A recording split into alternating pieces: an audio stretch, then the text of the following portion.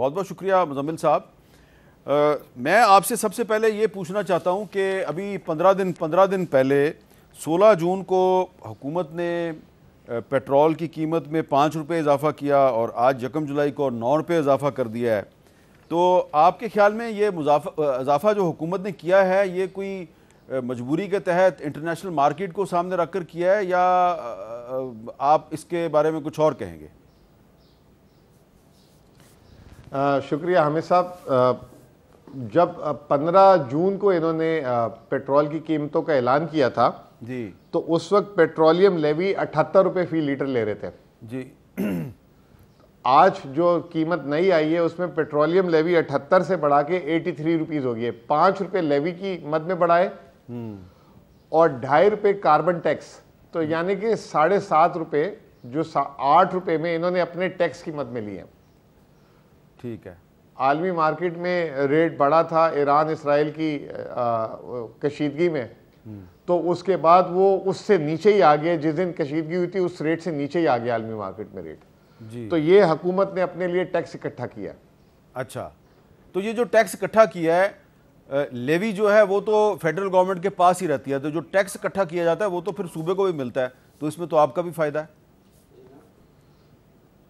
नहीं, ये लेवी की शक्ल में इन्होंने इकट्ठा किया है ताकि ये किसी को देना ना पड़े। आपको नज़र से गुजरा ही होगा कि आज एफबीआर ने 1200 अरब रुपए टैक्स कलेक्शन कम किया है जी। तो अब ये आईएमएफ को दिखा भी सकेंगे कि देखें जी हमने साल शुरू किया था 60 रुपये लेवी से जी, अब हम उसको 83 रुपये ले गए, तो उससे इनको मेरे ख्याल से 400-500 अरब रुपये बच जाएंगे। अच्छा, तो वो जो है उसको एफबीआर हो गया या हुकूमत होगी, वजारत खजाना आईएमएफ को टेबल पे दिखाई कि हमने टैक्स रेवेन्यू तो नहीं बढ़ा सके, नॉन टैक्स रेवेन्यू हमने बढ़ा लिया। जो आपके ख्याल में ये पेट्रोल की कीमत कितनी होनी चाहिए? देखें हामिद साहब, मैं एक मोटी सी बात करता हूं कि ये लेवी जो है कार्बन लेवी और ये 85.50 पैसे है जी, और सेल्स टैक्स कम से कम 40 रुपये है जी। तो 125 रुपये जो है ये दो सिर्फ है, इसके अलावा ड्यूटीज और वो अलग है। तो 266 रुपये के पेट्रोल में सिर्फ 2 आइटम हुकूमत को टैक्स की शक्ल में जा रहे हैं, यानी 50% से ज्यादा 125 रुपये।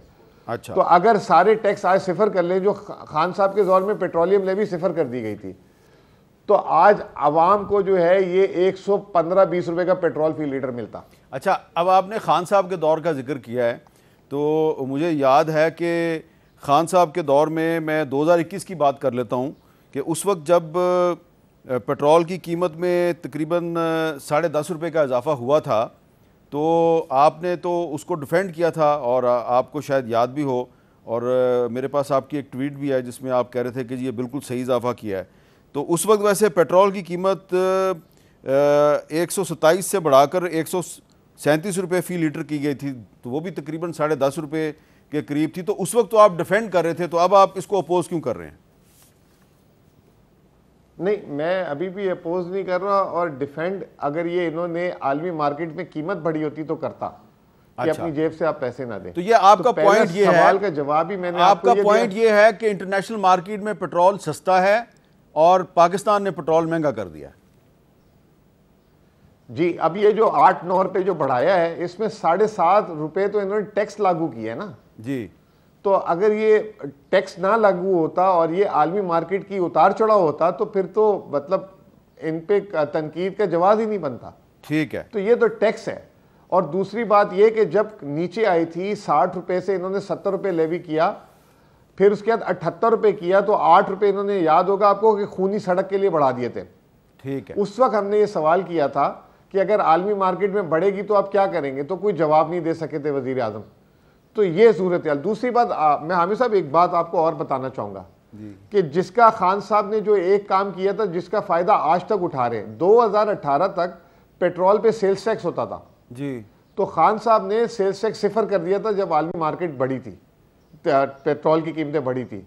वो आज तक वो सिफर है, वरना अगर ये 18% सेल्स टैक्स भी अगर होता पेट्रोल की कीमत में तो ये पेट्रोल 50 रुपये और मजीद महंगा होता। अच्छा, तो ये कभी किसी ने उसका क्रेडिट नहीं दिया, और ये आईएमएफ को ये बात उस जमाने में हमने की थी और आज तक वो उस पर कायम है, वो चीज़ चल रही है। अच्छा, अब एक थोड़ा सा सियासी सवाल है, क्योंकि आप खान साहब का जिक्र कर रहे हैं, तो आजकल ये बहस चल रही है कि जो खैबर पख्तूनख्वा का जो बजट मंजूर हुआ है, तो ये खान साहब चाहते थे कि उनको बताकर किया जाए, लेकिन उनसे पूछे बगैर ही इस बजट को मंजूर कर लिया गया है।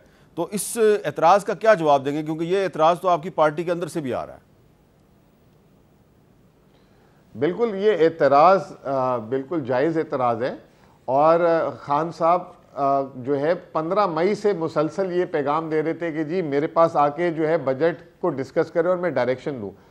22 मई की मुलाकात में सीएम साहब को उन्होंने कुछ डायरेक्शन और हदायत भी दी थी, लेकिन कहा था कि कोशिश करो कि पेश करने से पहले भी मुलाकात हो। अच्छा। जब मुलाकात नहीं हुई तो हमें पेश करना पड़ा। तो पेश करने के बाद फिर पैगाम दिया कि अप्रूव करने से पहले आना है। लेकिन वो आपको पता है कि जो बजट के दिन होते हैं वो 30 तारीख के अंदर अंदर सारा काम करना है, और उससे आगे पीछे की पेशियां भी थी वो उन्होंने कैंसिल की ताकि मुलाकात ना हो सके। अच्छा। तो फिर उसके बाद जब ये अप्रूवल हो गया तो खान साहब ने अगला मैसेज अंदर से ये दिया कि चलो अप्रूव तो कर दिया है, अब सुप्रीम कोर्ट में पिटीशन डालो और आ जाओ। मैं आपकी तवस्सुत एक बात क्लियर करना चाहता हूं जी, ये बजट हतमी नहीं है जो हमने पास किया है। अच्छा। जिस दिन मुलाकात हो गई और उन्होंने कहा ये तब्दीली है, तो 24 घंटे के अंदर वो तब्दीलियां आपको असेंबली में टेबल होते हुए नजर आ जाएंगी। तो जिसने ये किया है उसका कोई फायदा नहीं है, वो वक्ती तौर पे अभी हमें जरा तनख्वाहें, पेंशन, ये वो जो जारी रहती है हर चीज, जो हर वो पहली तारीख ना रुक जाता। तो ये मामला इस तरह चलेंगे। बाकी जब मुलाकात होगी जो हिदायत आई उस हिसाब से काम हो जाएगा। ये तो आपने एक बड़ी अहम बात बताई।